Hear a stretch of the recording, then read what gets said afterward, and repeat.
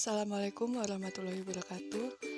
Eh, Kali ini saya akan menjawab UTS mata kuliah metode penelitian sejarah dengan dosen yang sama, yaitu Bapak Aan sebagai dosen pengampu mata kuliah ini. Seperti pada video sebelumnya sudah di-share beberapa pertanyaan dari Bapak Aan. Kemudian pada video kali ini akan tugas yang pertama adalah saya diminta untuk menonton film Vantage Point. Film ini rilis di tahun 2008. Film Vantage Point dilatar belakangi peristiwa bersejarah pertemuan antara 150 negara dunia Arab dan Barat yang diadakan di Plaza Mayor, Salamanca, Spanyol. Pertemuan tersebut adalah pertemuan diplomatik untuk menandatangani strategi penanggulangan terorisme. Sejak peristiwa 11 September, lebih dari 4.500 orang terbunuh selama munculnya terorisme global. Pada hakikatnya, film ini adalah film yang berkisah tentang sebuah konspirasi pembunuhan Presiden Amerika Serikat. Teknisnya, film ini menggunakan teknik flashback di mana setiap adegan tak tersaji secara berurutan. Film ini terdiri dari 15 narasi yang masing-masing mengandung sudut pandang yang berbeda. Narasi pertama adalah narasi dari sudut pandang seorang jurnalis. Narasi kedua sudut pandang seorang konspirasi yang bernama Agen Barnes. Narasi ketiga berdasarkan sudut pandang seorang polisi Italia. Narasi keempat sudut pandang Presiden Amerika Serikat, dan sudut kelima sudut pandang dari teroris itu sendiri. Oke, selanjutnya pertanyaan yang pertama, apakah kebenaran sejarah dapat digali dari sudut pandang satu orang saksi? Untuk pertanyaan yang pertama itu, apakah bisa kebenaran sejarah hanya digali dari satu sumber atau satu sudut pandang? Jadi, untuk mendapatkan kebenaran sejarah maka perlu sekali kita untuk menggali informasi dari semua saksi yang terlibat pada suatu peristiwa, karena tentunya kan yang namanya saksi mata itu pasti memiliki pendapat yang berbeda-beda. Karena itulah sejarah disebutnya memiliki interpretasi yang berbeda-beda kalau berdasarkan dari sumber-sumbernya. Nah, seperti pada film Vantage Point ini, di sini pemeran dari film itu adalah seorang bodyguard presiden. Ya, dia adalah pas pampres, namanya itu Banners. Nah, kan pada saat itu Presiden Amerika melakukan kunjungan ke suatu negara, kemudian terdapat terorisme di situ dan ada upaya pembunuhan presiden. Kemudian seorang Banners ini dengan bantuan dari beberapa sudut pandang para saksi mata yang terlibat dalam peristiwa itu, dia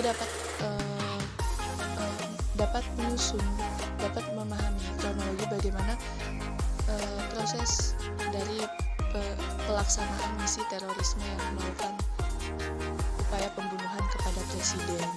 Seperti itu.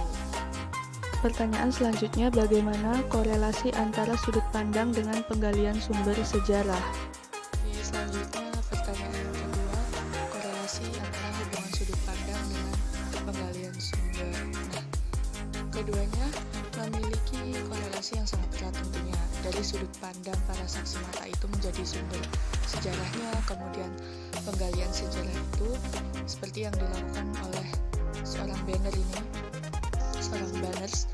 dengan mengandalkan saksi mata yang terlibat di sana, dia dapat mengetahui sebenarnya apa yang terjadi pada hari terjadinya terorisme itu, kemudian sebenarnya misinya seperti apa, rangkaian misi yang dilakukan oleh para anggota terorisme itu. Nah, terus kemudian salah satunya dengan mengandalkan keterlibatan media berita CNN ya.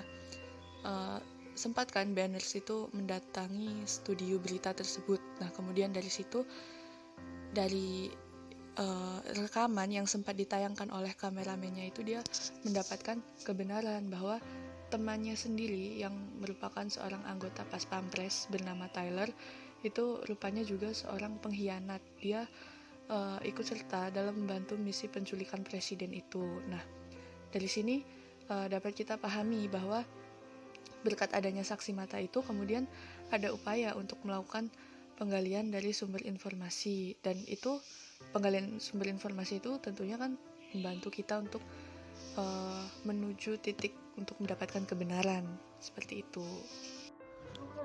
Pertanyaan selanjutnya, jelaskan mengapa sejarawan perlu berhati-hati ketika memverifikasi kepentingan pelaku atau saksi sejarah yang diwawancarai. Pertanyaan selanjutnya,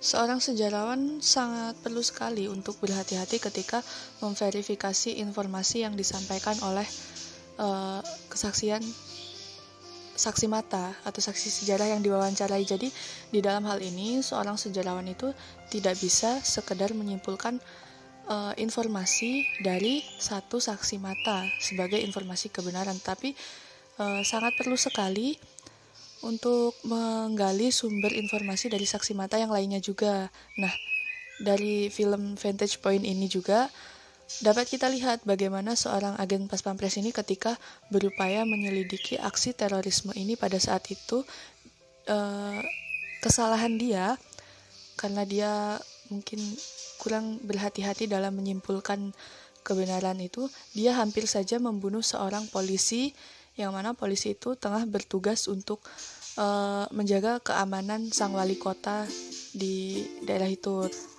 Namun kan setelah diselidiki lebih lanjut, rupanya banyak sekali rangkaian upaya aksi terorisme itu yang melibatkan banyak pelaku. Oke, selanjutnya di pertanyaan yang terakhir, perlunya seorang sejarawan itu harus memahami psikologis, kepentingan, dan ideologi dari saksi sejarah. Nah,